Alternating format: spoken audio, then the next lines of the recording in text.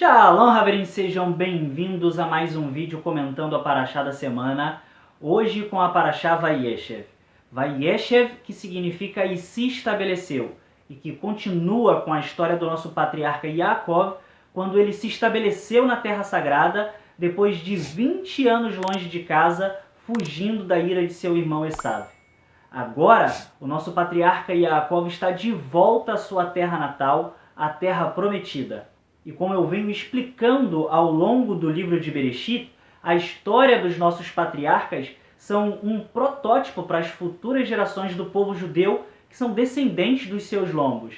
De certa forma, nós herdamos a capacidade de manifestar as qualidades dos nossos patriarcas. Mas isso só é possível quando nós nos conectamos com a nossa herança espiritual e nos esforçamos usando-a para praticar o bem. Embora o próprio Yaakov permaneça vivo como um protagonista significativo na história do povo de Israel, ele não é mais o foco das porções do livro de Bereshit.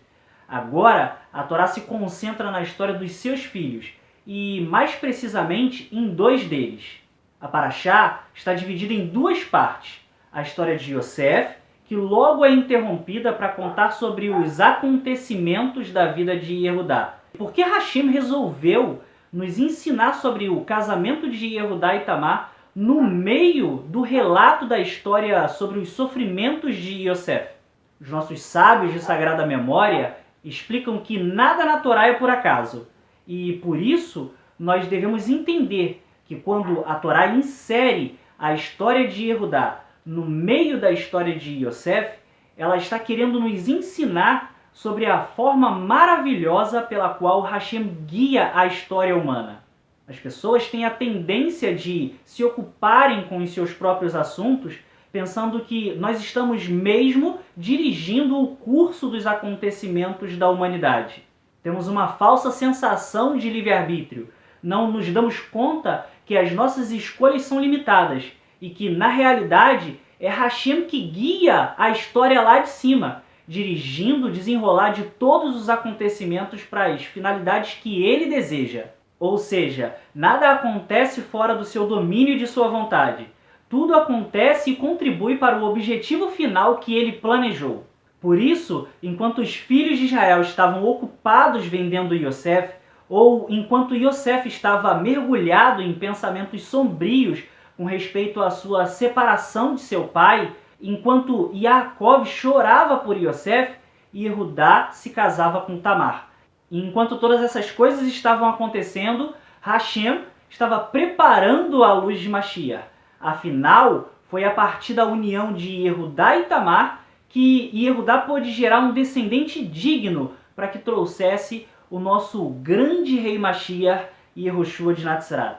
Mas existe algo realmente interessante na história de Yosef e Yehudá que vale a pena a gente refletir. A dinâmica da vida familiar, especialmente numa família numerosa com fortes sentimentos de competição entre irmãos, muitas vezes cria situações perigosas entre os membros da família.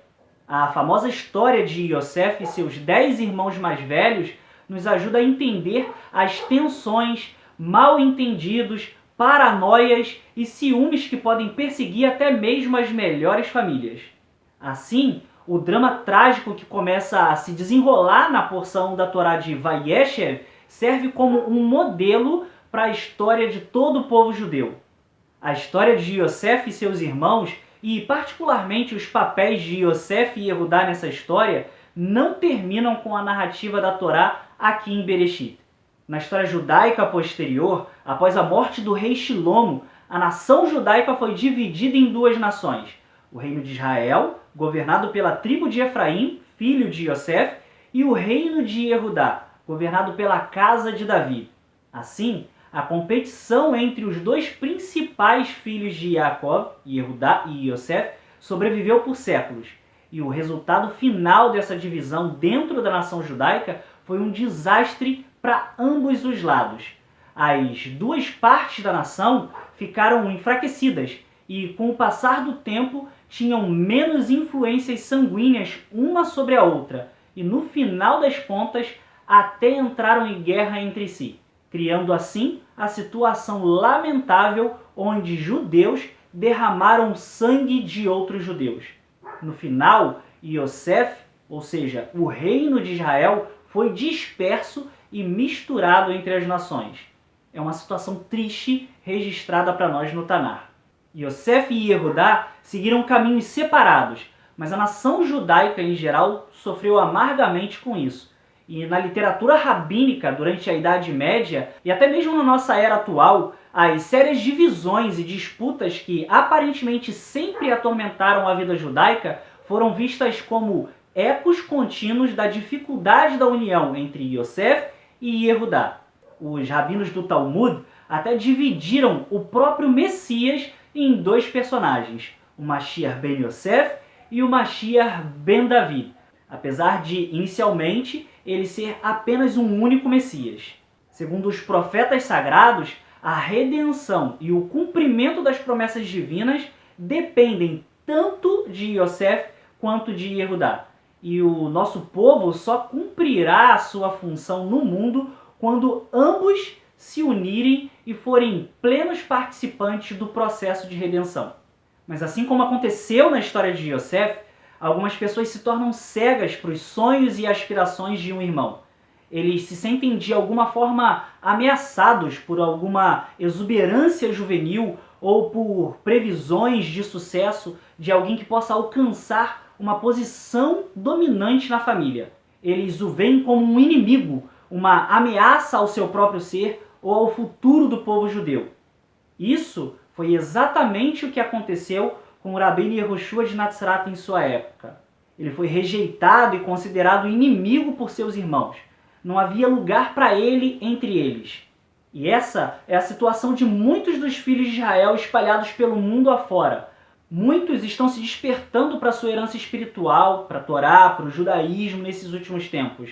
Sejam Binei Anussim, ou descendentes das tribos perdidas de Israel, ou até gentios piedosos que tentam se aproximar do judaísmo e simplesmente são recusados e considerados como inimigos. A paraxá dessa semana nos ensina que Yosef permanece um judeu sagrado, apesar de ter sido exposto à decadência da cultura egípcia. Ele é parte integrante da corte egípcia e do mundo, mas na verdade é apenas um estranho olhando para dentro e não desejoso de pertencer à cultura que o cerca. Yosef é a imagem desses rejeitados que vivem no mundo, mas que estão determinados a permanecer fiel à sua própria alma, à tradição e ao seu destino como filhos de Yaakov. E Yehudá é muito mais cauteloso e conservador. Ele viu o mundo exterior e a sociedade que o cerca e tem medo de se tornar parte dela. Yehudá perdeu filhos, sofreu tragédias e decepções, cometeu erros e ressuscitou do pecado, e está disposto a sacrificar tudo para permanecer judeu e salvar outros judeus. Yehudá não deseja ser como Yosef. Ele vê o caminho de Yosef como sendo muito perigoso e arriscado. Yosef, por outro lado, não consegue ver um futuro para Israel estando completamente isolado da sociedade em geral da qual faz parte. Afinal, nós fomos chamados para ser luz entre as nações e por isso e para isso nós fomos exilados. Yosef assume os riscos e é bem sucedido em manter a sua condição de judeu, em criar filhos e netos sagrados em meio à miséria da cultura egípcia. E assim tem sido com muitos judeus que vivem à margem do judaísmo tradicional. Mas Yehudá também é bem sucedido em seu caminho, e portanto Yosef e Yehudá marcham em sincronia ao longo da história judaica. Eles continuam sendo concorrentes, e às vezes têm até coisas duras a dizer um para o outro sobre seus diferentes caminhos.